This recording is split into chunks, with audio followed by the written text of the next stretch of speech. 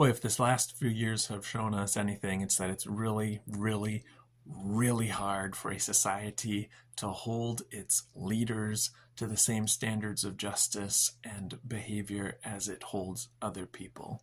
And that really shouldn't be a surprise. It's actually written there for us in this story of David and Bathsheba back in the Bible.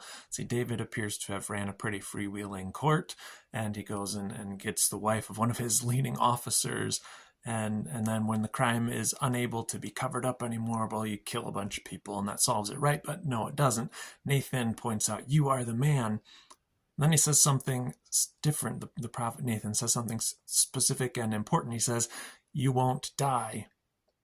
See, both adultery and murder, of which David was guilty of both of them, they're both capital offenses under the law. He's supposed to be executed. But there's a really practical question to ask. How do you execute the king?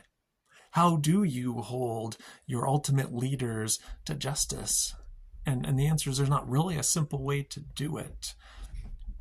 God of course, brings punishment and in different ways in David's life. His house becomes shambles. His family is in chaotic ruin. His kingdom and his dynasty eventually degrade and fall apart. But that's a really profound and important question to ask. How do you hold your leaders to the right standards? And it's a warning to us. This beautiful, profoundly worked story is a warning to us of the need to set systems and relationships in place that make it harder for our leaders at every level to do bad things, because their desires are ultimately going to lead towards bad things one way or another.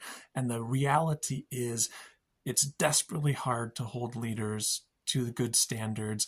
And even when you do impose justice on them for their bad behaviors, it's so totally destructive to the society and the group that they're in, which is why we don't do it to begin with, is because it is so destructive.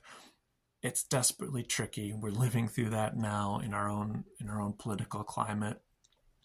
And it's a good warning, a good practical warning to take from this account of David and Bathsheba. Be careful about what you allow your leaders to do. And on the front end, be careful so that they can't just do whatever they want, because the results of that are devastating to everyone.